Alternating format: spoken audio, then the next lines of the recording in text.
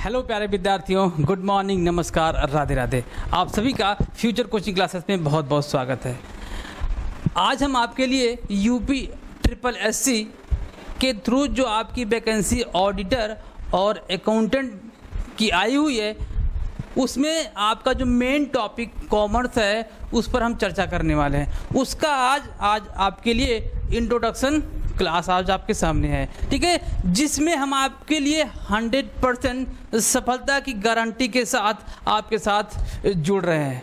देखते हैं आज इसका सिलेबस क्या है जो आपके पेपर में पूछा जाएगा। सिलेबस में देखिए क्या क्या दे रहा है। सबसे पहले आपको दिया है कि सामान्य हिंदी। सामान्य हिंदी में आपसे क्या पूछा जाएगा?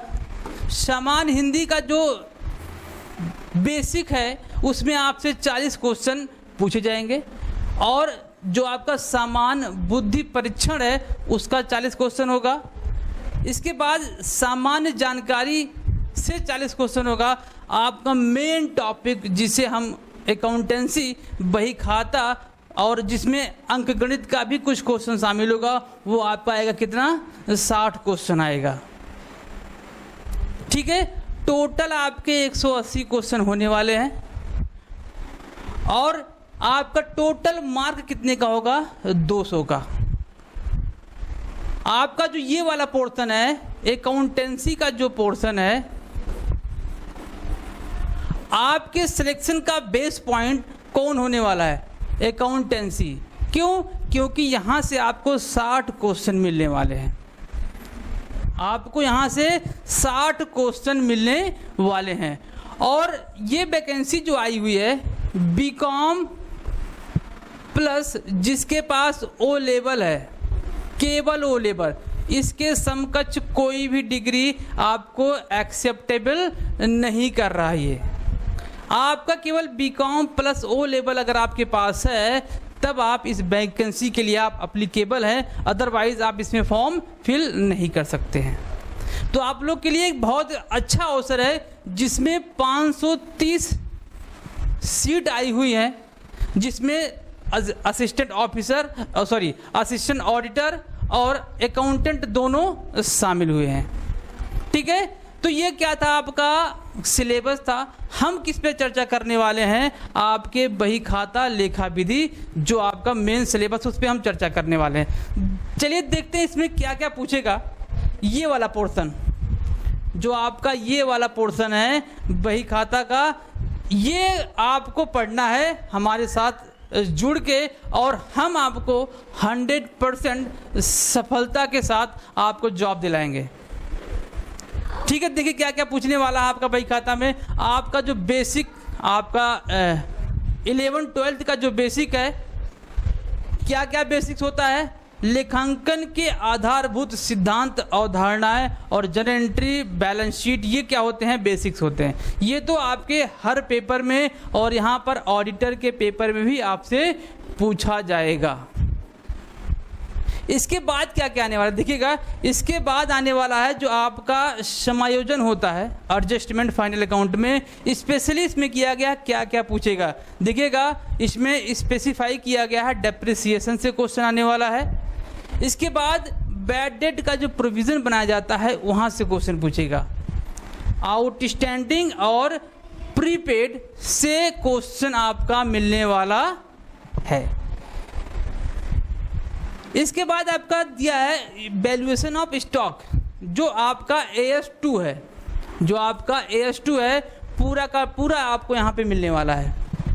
देन फाइनल अकाउंट, मैंने बताया आपको फाइनल अकाउंट मिलने वाला है। इसके बाद यहाँ से जो सिलेबस शुरू हो रहा है, hire purchase, instalment and royalty and departmental और इंश्योरेंस, ये आपके बीकॉम के पार्ट होते हैं। ये आपके बीकॉम सेकेंड सेमेस्टर का पार्ट है। आपके यहाँ पर सिलेबस में ये भी शामिल किया गया है।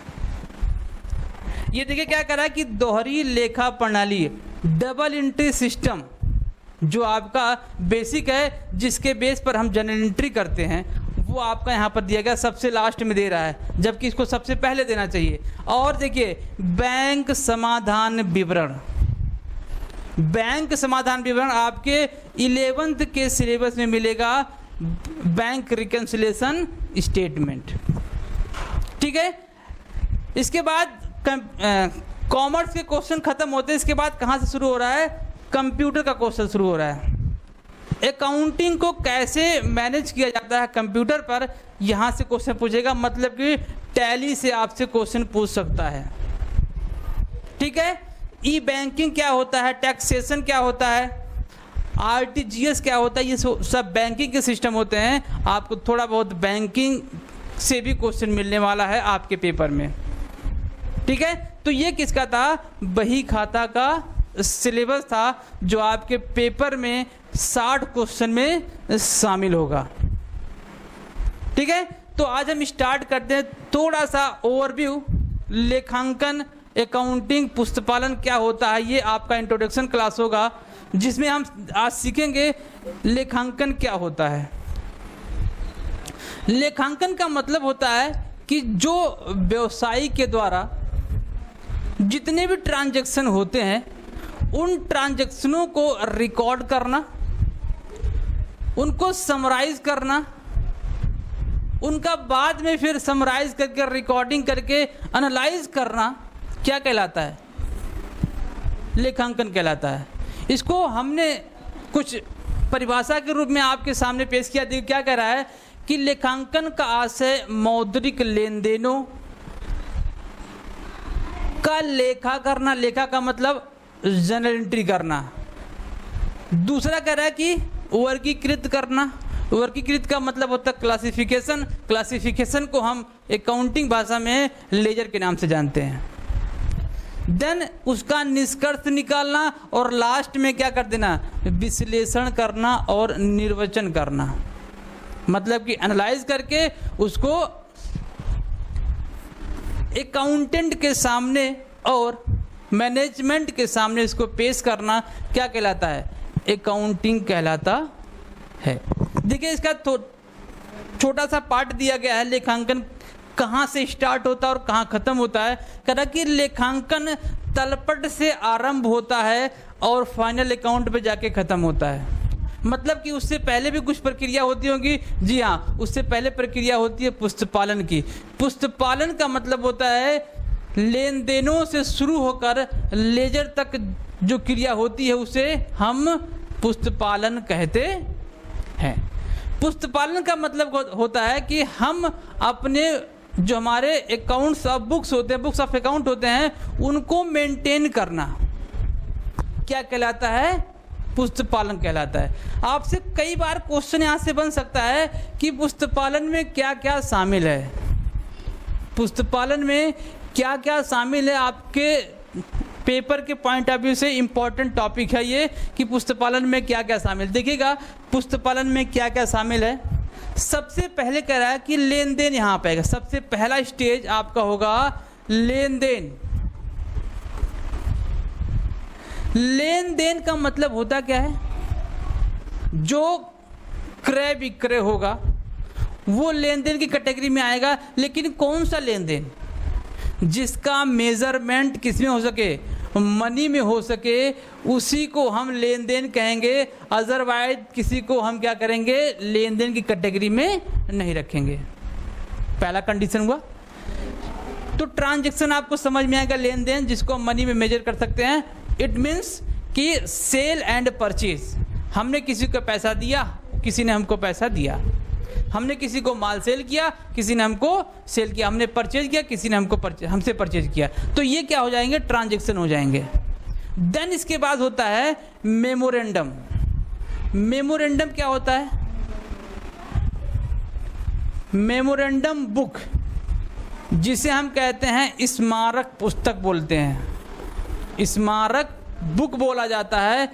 ये क्या होता है भाई, आपने ट्रांजैक्शन किया, आपको सारी चीजें याद तो रहेंगी नहीं, इतने ट्रांजैक्शन डेली होते हैं, तो हमको सारे ट्रांजैक्शन याद तो रहेंगे ताकि हम उसको शाम को रिकॉर्डिंग कर सकें। ऐसा कुछ नहीं है। तो क्या करते हैं, उसको हम अपने याद करने के बेस पर एक पेज पर या ऐसा एक बुक बना लेते हैं, जिसमें हम क्या करते हैं, एक जगह जितने भी लेन देन हुए होंगे उसको क्या करेंगे, समराइज करके रिकॉर्ड कर देंगे। तो क्या कहलाएगा, मेमोरेंडम ऑफ बुक कहलाएगा। ठीक है, एक ही पेज पे जितने ट्रांजैक्शन हुए होंगे, एक दो पेज में जितने में आ जाएगा उसमें रिकॉर्डिंग कर लेंगे ताकि हमको याद रहे और जब हम उसको रिकॉर्ड करें हमको वो भूले ना। तो क्या कहलाएगा आपका मेमोरेंडम ऑफ बुक कहलाएगा। इसके बाद का स्टेज शुरू होता है जर्नल एंट्री का।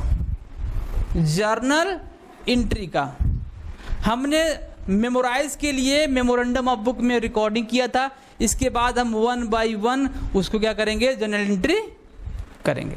ये थर्ड स्टेज है किसका, पुस्तपालन का। एंड फोर्थ स्टेज क्या है इसका, लास्ट स्टेज क्या होता है आपका, लेजर होता है।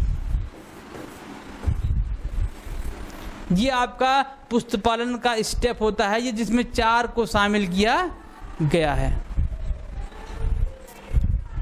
ठीक है, अब यहीं पर बात कर लें, आपसे क्वेश्चन बन सकता है कि जो हमारे सब्सिडरी बुक्स होते हैं, सब्सिडरी बुक्स किस कैटेगरी में आते हैं।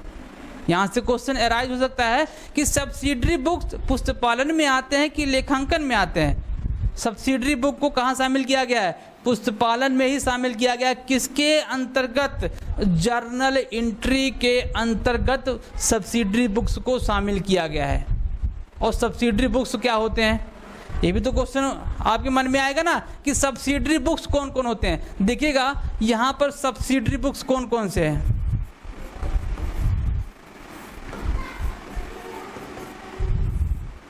सब्सिडरी बुक में सबसे पहला बुक है आपका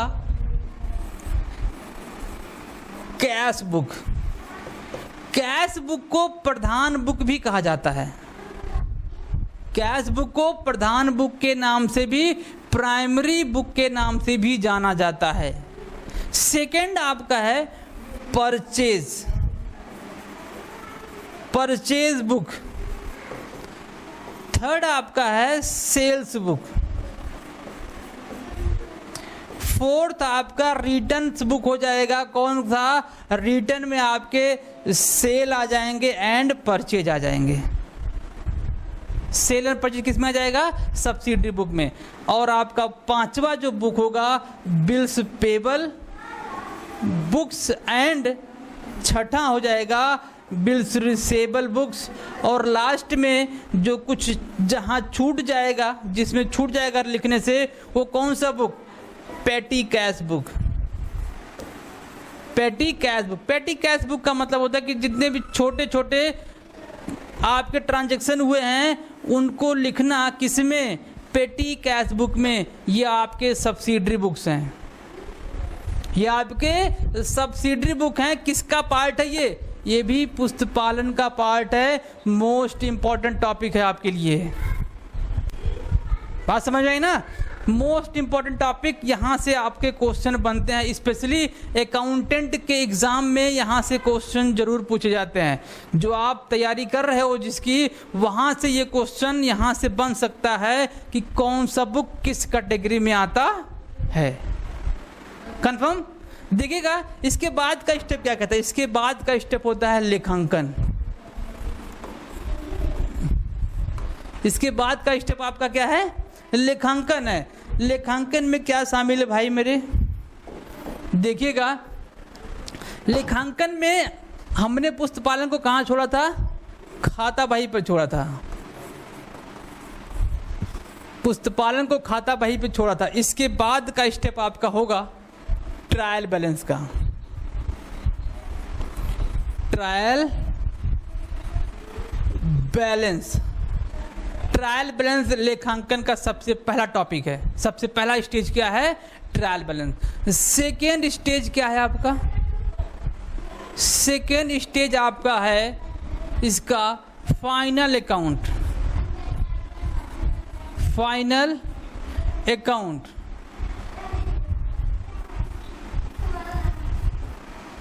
एंड फाइनल अकाउंट को 3 पार्ट में बांटा गया है। फाइनल अकाउंट को कितने पार्ट में, 3 पार्ट में। पहला क्या है आपका ट्रेडिंग अकाउंट, एंड दूसरा आपका है profit and loss account. Last आपका है बैलेंस शीट। बैलेंस शीट ये आपके किसके पार्ट है, फाइनल अकाउंट के पार्ट है। देन आपका लास्ट स्टेज इस पे आता है एनालिसिस, एनालाइज करना, विश्लेषण करना एंड इंटरप्रिटेशन करना।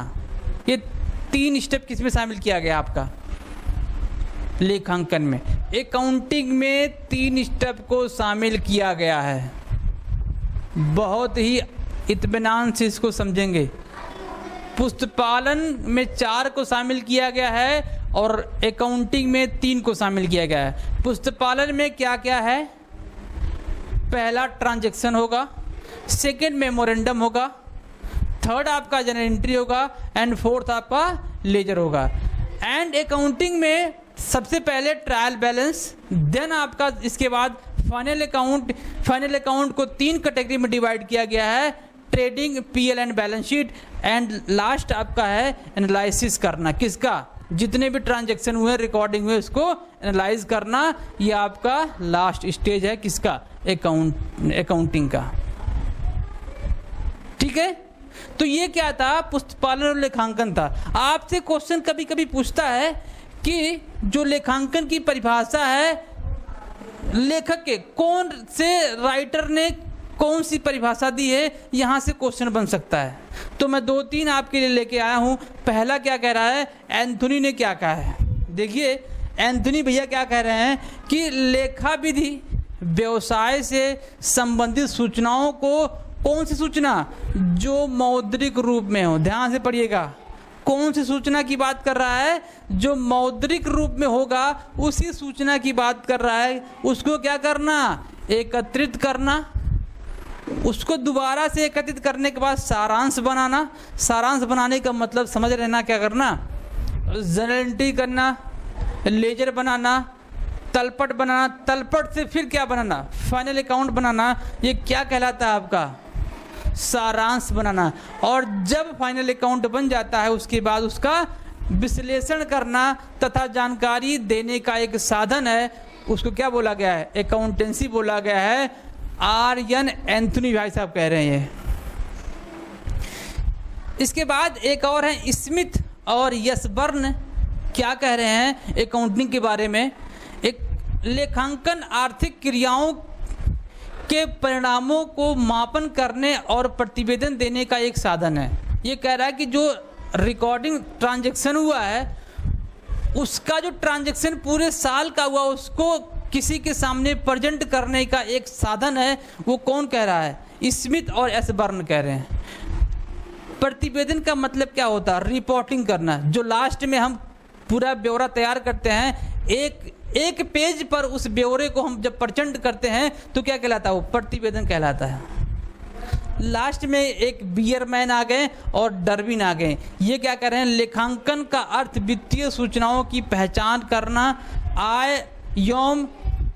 आय लेखा एवं संप्रेषण करना। संप्रेषण का मतलब होता है कम्युनिकेशन करना।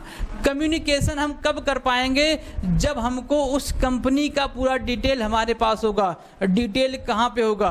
पुस्तपालन और लेखांकन के थ्रू आपके पास पूरा डिटेल मिल जाएगा। तो ये कुछ परिभाषाएं हमने लिया हुआ था कॉमर्शियल लैंग्वेज में एंथोनी भाई और एसबर्न और डर्विन के अकॉर्डिंग। नेक्स्ट देखते हैं। नेक्स्ट पे क्या है आपका? पुस्तपालन और लेखांकन। इस पे हमने अभी बखूबी चर्चा किया। पुस्तपालन का मतलब होता है, पुस्तपालन लेन देनों से शुरू होकर खाता बही पर समाप्त होता है। वहीं जब खाता बही जब लेखांकन स्टार्ट होता है वहाँ पुस्तपालन समाप्त होता है। मतलब कि खाता बही जब खत्म हो जाएगा, इसके बाद ट्रायल बैलेंस जब शुरू होगा तो वहाँ से लेखांकन का प्रोसेस शुरू हो जाएगा। यहाँ से ये क्वेश्चन आपका बन सकता है, पुस्तपालन की समाप्ति के बाद क्या प्रारंभ होता है? अगर यहाँ पे दे दे डैश डैश, पुस्तपालन के बाद क्या प्रारंभ होता है? लेखांकन प्रारंभ होता है। तो आपको ऑप्शन में लेखांकन टिक करके आना होगा। ठीक है, अभी मैंने पूरा प्रोसेस आपको बताया। नेक्स्ट देखिए क्या कह रहा है। लेखांकन की विधियां, मोस्ट इंपॉर्टेंट टॉपिक। ये आपका शुरू हो रहा है कंसेप्ट। कंसेप्ट किसका? अकाउंटेंसी का आपका यहां से शुरू हो रहा है कंसेप्ट। इसी के बेस पे हम पूरा का पूरा जो आपको सिस्टम पढ़ाएंगे इसी के बेस पे होगा। जिसमें पहला टॉपिक आपका है single entry system. Single entry system का मतलब होता है ऐसा सिस्टम जिसमें दो खाते प्रभावित तो होते हैं, लेकिन रिकॉर्डिंग किसी एक का होगा या दोनों का किया जाएगा या किसी का भी नहीं किया जाएगा। इसे हम अपूर्ण खाता बही प्रणाली के नाम से भी जानते हैं। इस सिस्टम का प्रयोग जो छोटे व्यापारी होते हैं वो करते हैं, और पुराने ज़माने में जो महाजन लोग होते थे वो इस सिस्टम का प्रयोग करते थे। आज भी इस सिस्टम का प्रयोग हो रहा है। कौन कर रहे हैं? सोनार वगैरह जो हैं वो इसका प्रयोग कर रहे हैं, इकहरा लेखा प्रणाली का। और छोटे व्यापारी जो होते हैं, ओपीसी जो 2013 के तहत कंपनी लॉन्च हुई है, अगर वो कंपनी स्मॉल है, स्मॉल का मतलब जिसका टर्नओवर बहुत ज़्यादा ना होकर 50 लाख से कम होगा, वो स्मॉल की कैटेगरी में आता है, वो इस प्रणाली को लागू कर सकते हैं। अदरवाइज कौन सा प्रणाली लागू होगा? दोहरा लेखा प्रणाली सिस्टम अप्लाई होता है सभी बिजनेस पे। आज के समय में यह प्रणाली यूजेबल नहीं है। क्यों? क्योंकि इससे अगर हम अपने सही लाभों का वर्ष के अंत में निकालेंगे, जानने का प्रयास करेंगे, तो हमको सही तरीके से हमारा लाभ जो होगा वो प्रेजेंट नहीं हो पाएगा। ना ही हमारे बैलेंस शीट की स्थिति हमको पता चल पाएगी कि हमारी कंपनी, हमारा व्यवसाय किस स्टेज में है, हमारा टर्नओवर क्या है, हमको इकहरा लेखा प्रणाली से प्राप्त नहीं हो पाएगा। इसीलिए क्या लाया गया? दोहरा लेखा प्रणाली, double entry system. Double entry system का मतलब होता है कि इसमें दो खाते प्रभावित होंगे, एक देने वाला, दूसरा लेने वाला। एक डेबिट होगा, दूसरा क्रेडिट होगा। इस सिस्टम को क्या कहा गया? Double entry system. Double entry system एक पूरा आपके लिए क्लास बनेगा, क्योंकि ये इतना छोटा टॉपिक है नहीं कि हम इसको 5 मिनट में ख़त्म कर दें। इसके लिए आपका नेक्स्ट क्लास जो होगा वो डबल एंट्री सिस्टम पर होगा, इसीलिए इसको यहाँ पर स्किप करते हैं, नेक्स्ट क्लास पर इसकी चर्चा करेंगे। अगला दे रहा है कि नगद प्रणाली। देखिएगा नगद प्रणाली होता क्या है। कह रहा है कि कैश सिस्टम,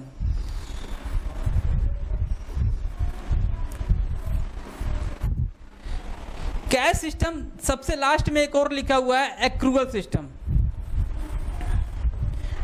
हम दोनों को एक साथ चर्चा करेंगे। यहां से क्वेश्चन आपके बन सकते हैं। कैश सिस्टम का मतलब होता है कि जो हमारे ट्रांजैक्शन है, जो हमारे ट्रांजैक्शन है उसमें केवल जो नगद होगा उसको ही रिकॉर्ड किया जाएगा और ट्रांजैक्शनों को छोड़ दिया जाएगा। मतलब कि क्या समझ में आना चाहिए? देखिए क्या हो रहा है, कह रहा है कि जो नगद होगा, सर समझ में नहीं आया भाई, मैं समझा रहा हूं, रुकिएगा थोड़ा सा। मैंने आपसे कहा कि जो ट्रांजैक्शन केवल नगद में डील होगा, मनी में डील होगा, उसी को रिकॉर्ड किया जाएगा, बाकी छोड़ दिया जाएगा। सपोज मैंने कहा कि रमेश को 4000 रुपये का माल बेचा, इसमें स्पष्ट नहीं है ना कि नगद या उधार, ये हम क्या मानेंगे? इसको उधार मानेंगे। तो यदि इस ऐसा कोई ट्रांजैक्शन होता है, कोई कंपनी इस रूल को फॉलो करती है, तो उसको ये रिकॉर्डिंग नहीं करेगा। मतलब कि यहां पर पैसे में तो डील हुआ है लेकिन पैसा रिसीव नहीं हुआ है। बात समझ में ना? दूसरा दिखेगा एक्रूअल सिस्टम। एक्रूअल सिस्टम क्या कर रहा है? जिसमें पैसा आया हो या गया हो। बात समझ में आई ना? पैसा आया हो या पैसा गया हो,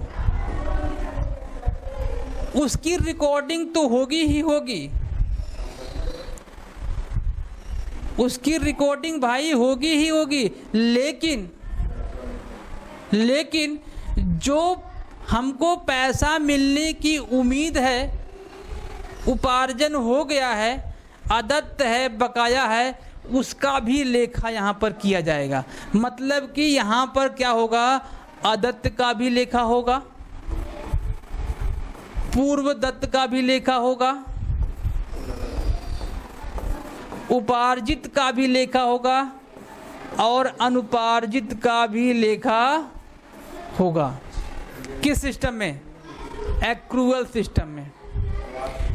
एक्रूअल सिस्टम में सबका लेखा होगा, चाहे पैसा रिसीव हुआ हो चाहे पैसा ना रिसीव हुआ हो, उसमें सबकी रिकॉर्डिंग होगी। लेकिन कैश सिस्टम में, जिसमें पैसा हमने पेमेंट किया हो और जिसमें हमने पैसा रिसीव किया हो, उसी ट्रांजैक्शन को ही हम रिकॉर्ड करेंगे, बाकी किसी को रिकॉर्ड नहीं करेंगे। बात समझ में आ गई ना? चलिए आगे देखते हैं। एक और इसमें था, तो ये दोनों समझ में आ गया ना, नगद सिस्टम और ये आपका लास्ट वाला उपार्जन क्षमता। हाँ, एक चीज और, अगर आपसे पूछा जाए कि इन दोनों में देखिएगा, कैश सिस्टम और एक्रूअल सिस्टम में कंपनी अधिनियम 1956 में किसको मान्यता प्राप्त है, यहां से एक क्वेश्चन आपके लिए अराइज हो सकता है। हो सकता है ना कि कंपनी अधिनियम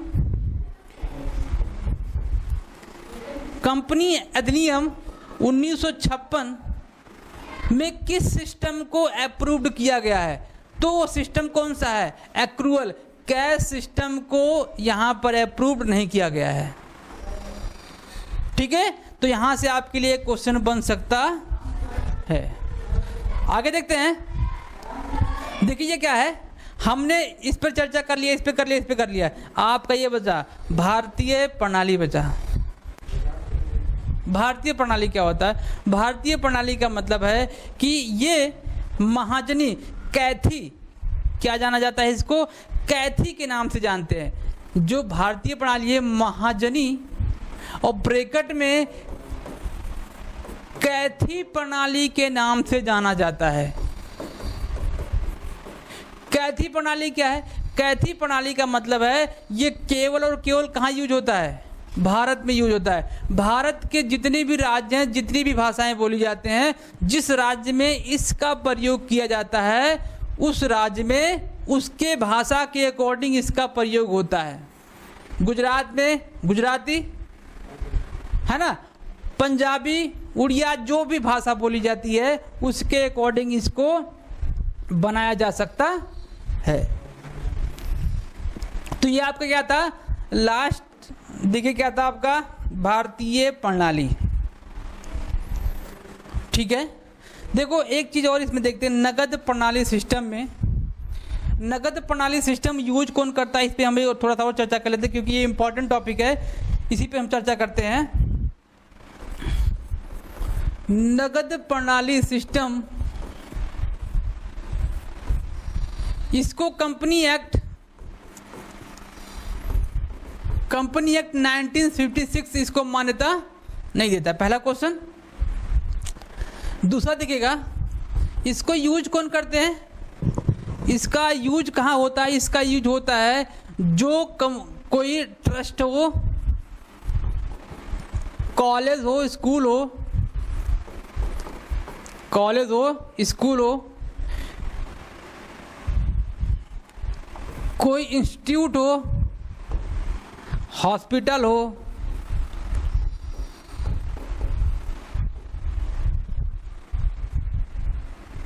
ठीक है,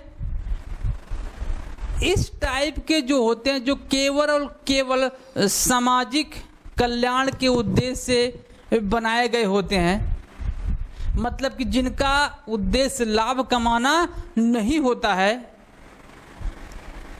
वो नगद प्रणाली का यूज करते हैं। इसमें कौन कौन से खाते बनाए जाते हैं इसको नोट डाउन कर लीजिएगा। मोस्ट इंपॉर्टेंट, नोट डाउन करिए। पहला खाता इसमें कौन सा बनाया जाता है? Receipt and payment account. Receipt and payment account.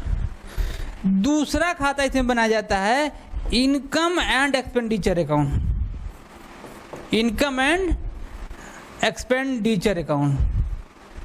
और तीसरा आपका बनाया जाता है बैलेंस शीट। क्या बनाया जाता है? Balance sheet. ये तीन खाते बनाए जाते हैं किस के तहत? नगद प्रणाली सिस्टम के तहत। और ये बनाता कौन है? कोई ट्रस्ट होगा, विद्यालय होगा, कोई कल्याण हेतु, समाज के कल्याण हेतु कोई ट्रस्ट खुला होगा, जो केवल और केवल उसका ये परम उद्देश्य होगा कि भैया हमको लाभ नहीं कमाना है, हमको केवल क्या करना है? समाज सेवा करना है। उस संस्था में क्या बनता है? ये 3 खाते बनाए जाते हैं। ठीक है। रिसीव एंड पेमेंट अकाउंट में केवल पैसा आता है और जाता है, यहाँ पर उधारी वाली सिस्टम बिल्कुल भी नहीं होती है। ठीक है। तो ये क्या था? आपका लेखांकन का जो विधि थी, प्रणाली थी, हमने उस पर चर्चा किया। ठीक है। तो आज का ये इंट्रोडक्शन क्लास हम यहीं पर रखते हैं। वीडियो को जल्दी से जल्दी लाइक कर दीजिए और शेयर कर दीजिए। क्यों? क्योंकि जितना लाइक और शेयर करेंगे मैं उतना ही मोटिवेट होऊंगा और आपके लिए कंटिन्यू क्लास लेके आता रहूँगा। ठीक है। अगर आप हमारे चैनल पर नए हैं तो चैनल को सब्सक्राइब भी कर लीजिए और बेल आइकन को ज़रूर प्रेस कर लीजिए, जिससे मैं आपके लिए जो वीडियो डेली अपलोड करूं आपको उसका नोटिफिकेशन ज़रूर प्राप्त हो जाए और आप उसका लाभ उठा सकें और आप अपने एग्ज़ाम में जो आप 530 पोस्ट के लिए तैयारी कर रहे हैं आप उसमें एक अपनी सीट पक्की कर पाएँ। ठीक है। तो मिलते हैं आपसे कल एक और टॉपिक के